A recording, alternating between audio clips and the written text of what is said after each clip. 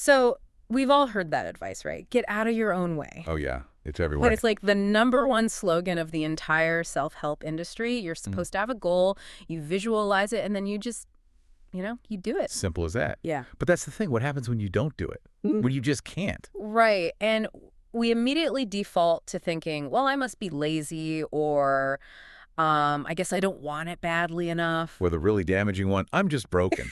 Yes, my personal favorite. But the book we're diving into today basically says, just stop. That entire way of thinking isn't just wrong. It's actually scientifically backward. It really is. Yeah. And honestly, it's so refreshing to get away from that whole hustle harder narrative for a bit. Totally. We're looking at The Mountain Is You by Brianna Wiest. And the core idea, it's going to sound a little counterintuitive at first. Okay, I'm ready. She argues that the part of you that's standing in your way, the procrastination, the anxiety, the self-sabotage, that part isn't your enemy. It's not. In fact, it might be the only part of you that's actually trying to keep you alive. Okay, hold on. That sounds a bit like we're just letting ourselves off the hook. I get that. I mean, if I eat a whole pizza when I'm trying to lose weight, or if I ghost a recruiter for a job I claim I really want, that doesn't feel like survival. No, it feels like a mess. It feels like me being a mess. So are we just like reframing bad habits to feel better about them? Not at all. And that's the key distinction. This isn't about excusing the behavior. It's about diagnosing the mechanism so you can actually stop it. Okay. I mean, think about it. If you think you're just lazy, Yeah. what's the solution? You try to force yourself to work harder. Right, more willpower. But if you realize that your body is slamming the brakes because it perceives the work as a genuine threat, then working harder is just going to make those brakes screech even louder. So you're fighting yourself. You're fighting your own biology. And Wiest used this fantastic metaphor right at the start of the book. And it's all about geology. The mountain metaphor. The mountain metaphor. Right. Think about how a mountain is actually formed in nature. Okay. It doesn't just fall out of the sky. It happens when two tectonic plates, these two massive sections of the earth, slam into each other. A collision? A huge collision. Neither one creates the mountain on its own. It's the conflict, it's the pressure of these two opposing forces pushing against each other that forces the earth to buckle and rise up. So if I'm following this analogy, the mountain that's blocking my path, Okay. it isn't some external thing like the economy or my terrible boss. Yep. The mountain is the physical evidence of a war happening inside of me. Exactly. The mountain is you.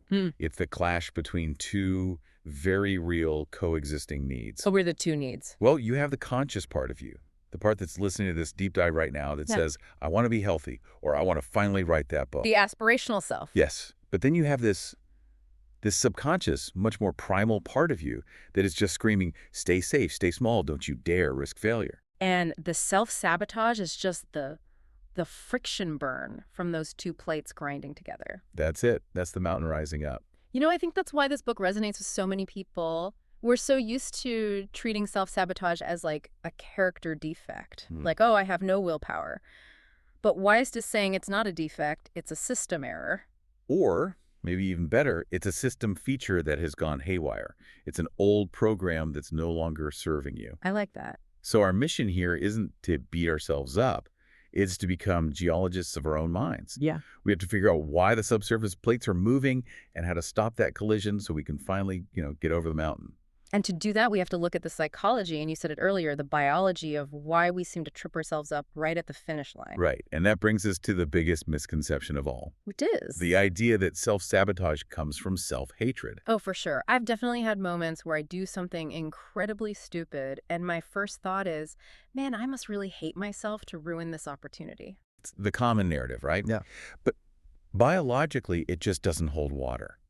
Humans, above all else, are wired for survival. That's our prime directive. Exactly. Evolution didn't design us to hate ourselves. Yeah. It designed us to protect ourselves. Yeah. So Wiest argues that self-sabotage is actually a biological coping mechanism. Okay, a coping mechanism. It is the presence of an unconscious need being fulfilled by a behavior that, on the surface, just looks destructive. Can you unpack that a bit? Because destructive behavior fulfilling a need feels like a total paradox. It is a paradox, but it's a functional one. Let's look at a case study she brings up.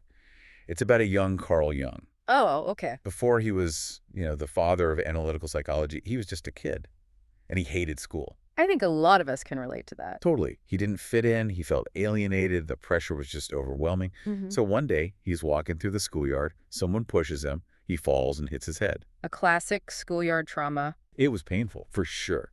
But in that moment, lying there on the ground, Jung had this very specific, almost lucid thought. He thought, maybe I won't have to go back to school now. Ooh, okay, I get that. I think everyone's had that moment of waking up with a slight fever and feeling that wave of relief. Yes, the pressure's off for the day. Exactly. But for Jung, it spiraled. Shortly after that fall, he started having these fainting spells. And I want to be really clear, he wasn't faking them. Not in the way we think of faking. He wasn't consciously deciding to do it? No, not at all. He would actually lose consciousness. His body would just shut down. His parents were terrified. They took him out of school, and suddenly he got to stay home, play, read. He was back in his comfort zone. So his body literally learned a formula. If I shut down, I get safety. Precisely. He developed a neurosis, the fainting, as a substitute for legitimate suffering. The fainting was a maladaptive way to get his needs met. That's why. He needed safety, he needed relief from the social anxiety of school, but he didn't have the emotional tools to just say, hey, I am struggling. So his unconscious mind took the wheel and said, don't worry, I got this. Thud.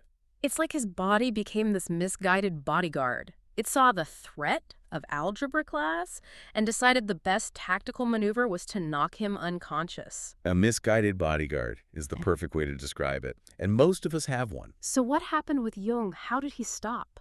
Well, eventually he overheard his father talking to a friend, just consumed with worry that Jung would never be able to support himself. And that shock, the threat to his long-term survival, was finally greater than the immediate threat of school. So the bodyguard saw a bigger tiger. A much bigger tiger. He realized the fainting wasn't serving him anymore, and he literally went to his father's study, tried to read Latin, fainted, woke up, and forced himself to read again. He basically battled his own bodyguard and won. But most of us are still in that fainting stage. We are.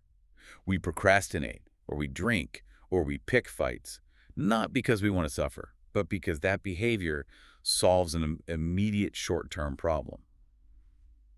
It relieves anxiety right now. This makes so much sense of something I've struggled with for years, the upper limit problem. From Gay Hendricks. Right. I think he originated it, but Wiest leans into it heavily. And it's this idea that we all have a tolerance threshold for happiness. Which sounds completely insane. It sounds insane. Who wouldn't want more happiness? If I won the lottery and fell in love tomorrow, I don't think I'd be like, whoa, too much, got to sabotage this. You'd be surprised. Because the brain, especially the primal lizard brain, doesn't actually care about happiness. What does it care about? Safety. And to the amygdala, safety is 100% synonymous with familiarity. So even if the familiar is being broke and lonely, my brain prefers that. 100%. If your baseline for the last 10 years has been, say, mild chaos, financial stress, and low-level anxiety, your brain has mapped that terrain. It knows the rules there. It knows how to survive.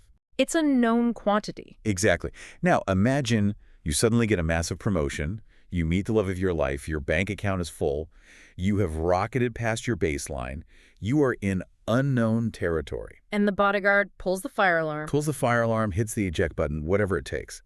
To your nervous system, the unknown is where the tigers live. It feels like a total loss of control. So you subconsciously start to sabotage. You pick a fight with your wonderful new partner over nothing. You overspend and get back into a little bit of debt. You procrastinate on the big project at your new job. You do whatever it takes to bring yourself back down to the temperature you're used to. It really is like a thermostat. If I'm set to 68 degrees of manageable struggle and life suddenly heats up to a balmy 80 degrees of success, the AC kicks on to cool me back down. That is exactly it. And this is the real tragedy of self-sabotage. We are returned to misery simply because it's predictable. We know the rules of misery. We don't know the rules of success yet.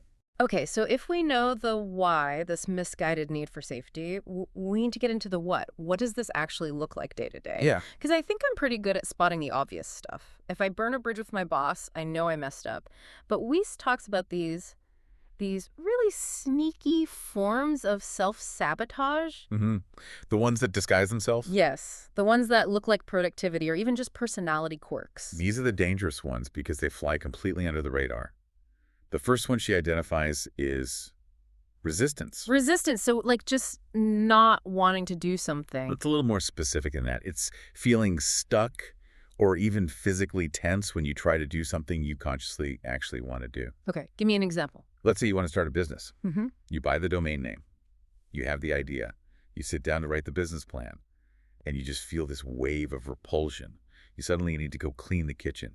You feel sleepy. Oh, I know this feeling so well. When we were launching this very show, I think I spent 3 weeks researching microphone stands. I didn't record a single word. I told myself I was preparing, that I was being thorough. So what was really happening? In reality, I was terrified of hearing my own voice on a recording. Yeah. And I interpreted that resistance as, oh, maybe it's not the right time, or maybe I'm not ready. And that is the trap. We interpret resistance as a stop sign. We think, well, if this was meant to be, it would flow easily. It would feel good.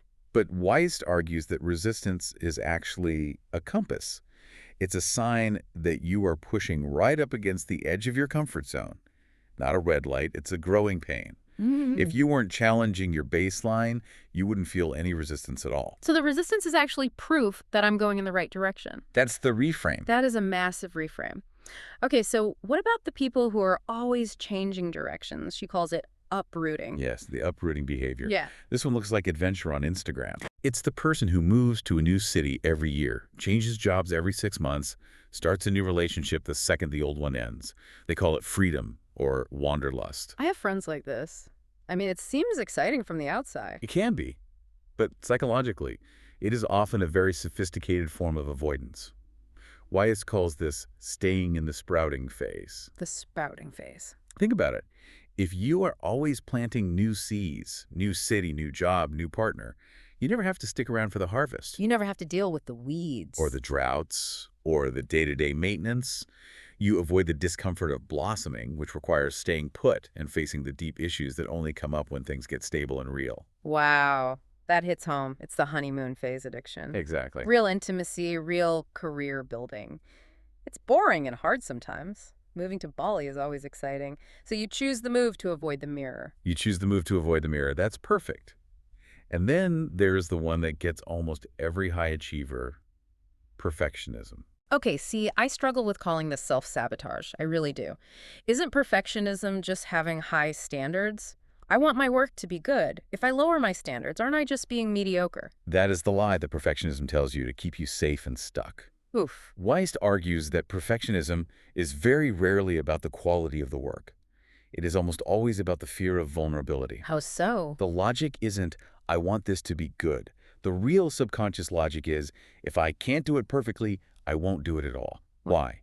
Because if I do it imperfectly, I might be criticized, I might be judged, but if I don't do it at all, I'm safe. It's a shield, not a standard. It is absolutely a shield. It keeps you from shipping, it keeps you from publishing, it keeps you safe from judgment, but it also guarantees you never actually create anything. And then there's the chaotic cousin of perfectionism, disorganization. Yes. This one is fascinating to me. Leaving your life in chaos, the messy house, the unfiled taxes, the thousands of unread emails, is often a subconscious strategy. A strategy for what? Because if your life is a mess, you have a perpetual built-in excuse.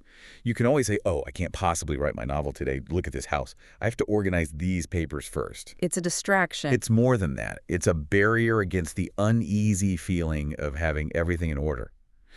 Because if the house is clean and the taxes are done and the inbox is at 0, what is left? No. You have to do the real work. You have to face the blank page. Exactly. And that is terrifying. So we keep the chaos around to protect us from the silence, from the real work. So we have resistance, uprooting, perfectionism, disorganization. But what if I just feel, I don't know, constantly running on a treadmill, just stuck? That brings us to the final one. Busyness. Oh, the ultimate status symbol. We wear busy like a badge of honor in our culture, don't we? How are you? Oh, so busy, crazy busy. It's a competition. It is. Yeah. But functionally, it's a numbing agent. Yeah. If you are running from 6 a.m. to 10 p.m. every single day, you never have a spare second to be alone with your own thoughts. You never have to process your emotions. You never have to ask the big questions. You just run. Okay, so if I identify with one of these, or let's be honest, probably all of them at different times, how do we actually fix it? Wiltrisic introduces this framework called core commitments. It sounds a little bit like therapy speak. How does it work practically? It's a diagnostic tool, really. And the concept is pretty simple. If you are struggling with a behavior that you can't seem to stop no matter how hard you try, It means there's a core commitment driving it from beneath the surface. So the symptom is the cover-up for a core need. Exactly. Let's walk through a complex one. Okay. What about someone who keeps sabotaging their career? They say they want to be successful, they say they want the money, but they keep missing deadlines or picking fights with their bosses. Yeah, I've known people like that. On the surface, they just look lazy or difficult. But if we dig for the hidden commitment, we might find that they have a deep, unconscious commitment to, let's say, freedom or autonomy. Somewhere along the line, maybe from watching their parents be miserable corporate drones, they learned that employment equals captivity. So every time they get a good job, that old alarm bell goes off. Trap, this is a trap. Exactly. So the symptom, getting fired or quitting, is actually the solution to fulfilling that hidden need, which is, I have to be free. So the fix isn't to buy a better planner or just try harder to be on time. No, that will never work. The need for freedom is stronger than the need for a paycheck in that person's wiring. The real fix is to identify the need, I need autonomy, and then find a healthy way to feed it. So maybe that person needs to be a freelancer. Or they need a job in a results-only work environment. Once you feed that core need legitimately, the sabotage becomes unnecessary. The bodyguard can finally stand down. It's like feeding the tiger so it doesn't eat your guests. That's a perfect way to put it. I do want to push back on one thing, though. This all sounds very logical. Identify the need, find a healthy way to meet the need. But in my own experience, just knowing the answer doesn't always change the behavior. No, it doesn't? I know I shouldn't doom scroll on my phone at 2 a.m., but I still do it. Why does our willpower fail us so consistently? Because you are fighting your own biology. We talked about the thermostat earlier. That's a real thing called homeostasis. Your body has a homeostatic impulse for your mental state, just like it does for your body temperature. It is constantly regulating to keep you within a known, familiar range. And the brain plays dirty to keep you there. Oh, it plays very dirty. It uses one of its favorite tools, confirmation bias. Right. Your brain will actively filter out information that contradicts your current self-image. If you believe deep down that you are bad with money, your brain will literally cause you to ignore good investment advice or make you forget a bill is due just to prove your own belief right. It forces reality to align with your identity. Wow. And there's also this bit about dopamine that just completely blew my mind. I always thought dopamine was the reward chemical. You Yeah. eat the chocolate, you get the dopamine hit. That's the old understanding, and it's not quite right. Newer research shows that dopamine is actually the chemical of wanting, not of having. It's the fuel of the chase. So it's all about the anticipation, not the actual result. Precisely. And this leads to what she calls the dopamine letdown or adjustment shock. When you actually achieve the big goal, you buy the house, you get the promotion, the dopamine suddenly drops off, the chemical driver of wanting just shuts off. So instead of feeling ecstatic, you feel empty. You feel empty. You have that is this it moment. And that emptiness feels dangerous to the brain. So often, right after a big success, we'll sabotage ourselves just to create a new problem. Just to have something to chase again. To get that wanting engine running again. It's a vicious cycle. That explains so much about why arriving always feels so anticlimactic. So if these big breakthroughs can lead to a letdown, and trying to change too fast triggers the homeostatic panic, how in the world do we actually climb the mountain? We stop waiting for the cinematic breakthrough. We have to let go of the idea that we need a single life-altering epiphany. Okay. Real lasting change happens through microshifts. Define microshift for me, because baby steps sounds a little cliche. Think smaller than baby steps. Think undetectable. Wiest uses the analogy of the penny doubling every day. Ah, I know this one. Right. If I offer you a choice, $1 million in cash today, or a single penny that doubles in value every day for 30 days, which one do you take? The math nerd in me knows you always take the penny. You always take the penny. Because on day 30, you have over $5 million. But the key is that on day 10, you only have about $5. It looks like nothing is happening. Right. Microshifts are the penny. Drinking one extra glass of water today, reading one single page of a book, pausing for just 10 seconds before you scream at your spouse. These are actions that are so small they don't trigger the threat response. Exactly. You're sneaking them past the bodyguard. You're changing the thermostat one tiny degree at a time, so slowly that the system doesn't even notice. If you try to jump from couch potato to marathon runner, your body revolts. But if you just walk to the mailbox today, your body says, okay, I can handle that. And tomorrow you walk to the corner. You're building what's called anti-fragility. You are expanding the comfort zone inch by inch until the new you just becomes the new normal. I love that. It's less new year, new me, and more, today I didn't die from walking to the mailbox. And that is actually sustainable. Let's shift gears a little bit to the fuel for this climb. Emotional intelligence. Wiest has a very specific, very practical take on emotions. She treats them as data, not as directives. This is so crucial.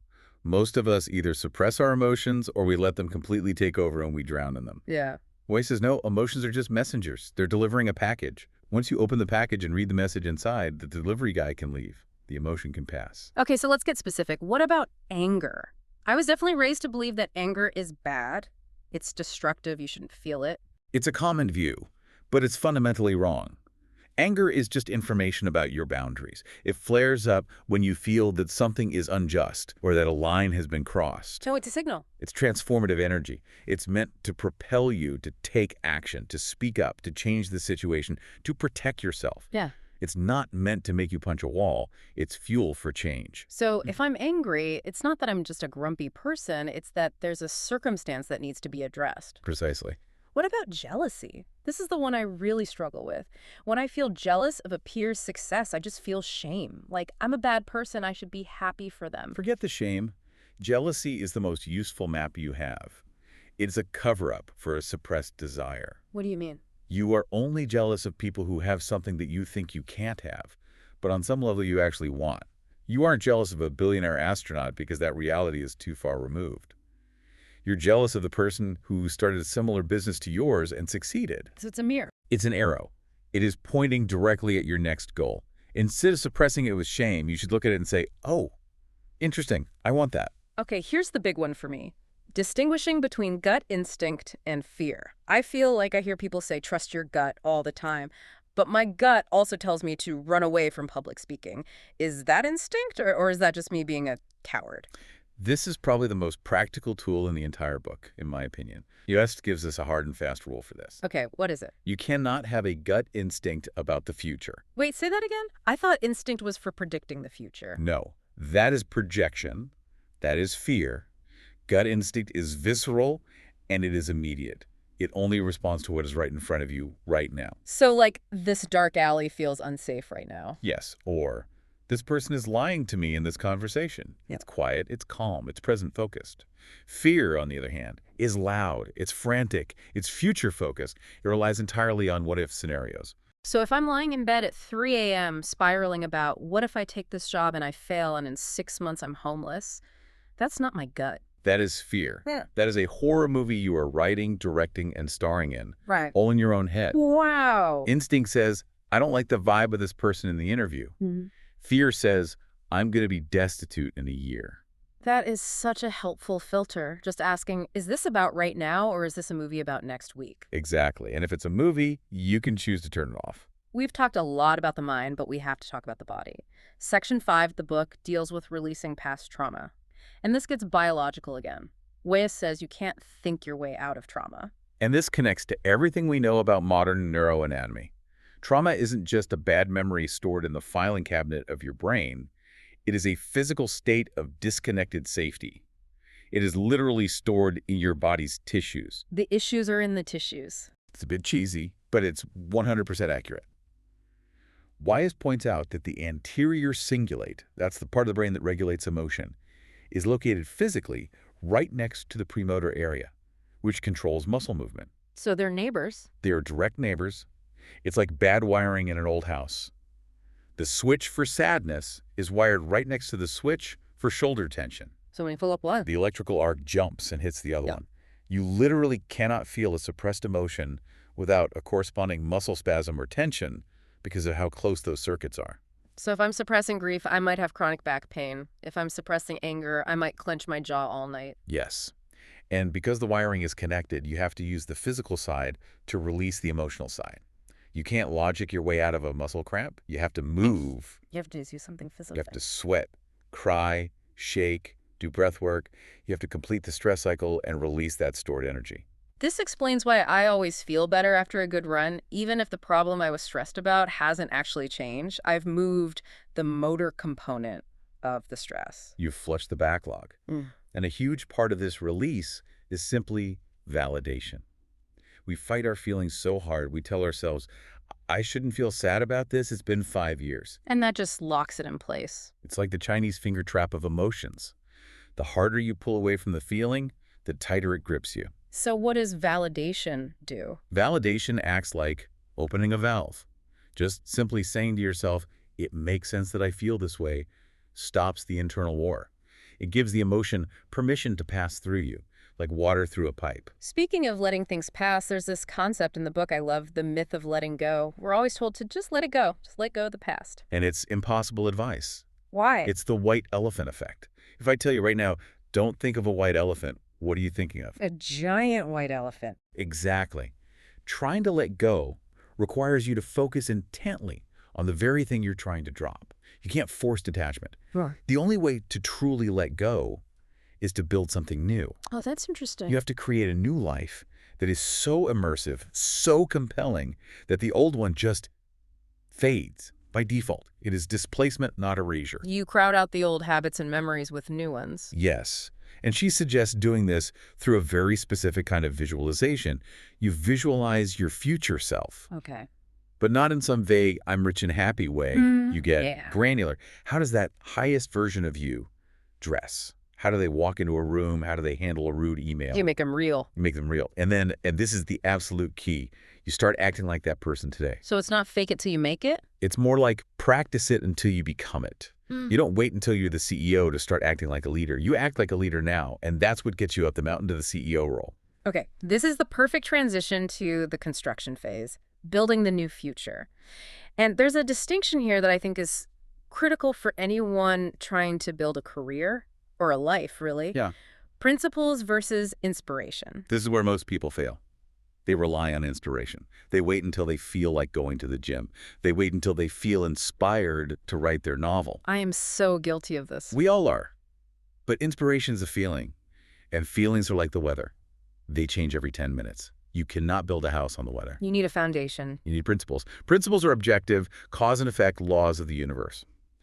We used to use this farming analogy. Okay. A farmer doesn't wake up in April and say, I don't really feel inspired to plant corn today. He plants because it is April. It's the principle. If he doesn't plant in the spring, he will starve in the winter. That's a non-negotiable law. It's a principle. So if you have money problems, you don't need a lottery win. That's an inspiration event. You need money principles. Like spend less than you earn. And invest the difference. If you have relationship problems, you don't need some magical rom-com moment. You need relationship principles. Communication, boundaries, mutual respect. Principles are boring. They are so boring. They aren't sexy at all, Yeah. but they work 100% of the time. Inspiration works, what, maybe 10% of the time? I love that. Principles are boring, but they work. It brings us then to the big question of purpose. We are all obsessed with finding our purpose with a capital P. And we overcomplicate it so much. We think purpose has to be a job title. I am born to be a musician. I am meant to be a doctor. Right. We simplifies it. Purpose is just the intersection of three things. What are you genuinely interested in? What are you naturally good at? And what does the world actually need? There's a litmus test she offers that I found really confronting. 2 questions. The first one's brutal. What is worth suffering for? Because everything in life has a downside. There's no perfect path. If you want to be a rock star, are you willing to sleep in a van and eat gas station sushi for 10 years? You have to pick the struggle you're willing to endure. And the second question is just as tough. If social media didn't exist, what would you still do? That one just cuts right through all the ego, doesn't it? Are you doing it for the applause or for the love of the act itself? If nobody saw you in the gym, would you still train? If nobody ever read your book, would you still write it? Because real purpose has to survive in the dark. It has to. That brings us to the glow up. We usually see this on social media. Someone loses a bunch of weight, gets a new wardrobe, and posts a revenge picture to show their ex what they're missing. That isn't a glow up, that's just revenge. And revenge keeps you tethered to the past. Well, what's a real glow up? Wiest says real transformation, the real glow up, is reaching a point of such profound contentment and hope for your own future that you completely stop thinking about the past. You don't care if your ex sees it. You're just indifferent. That is true freedom. Not winning the argument, but just leaving the room entirely. Precisely. That's the summit. Wow. Okay, we have covered a massive amount of ground here. We've redefined self-sabotage not as self-hatred, but as this misguided safety mechanism. We've looked at all the sneaky forms, the resistance, the perfectionism, the busyness.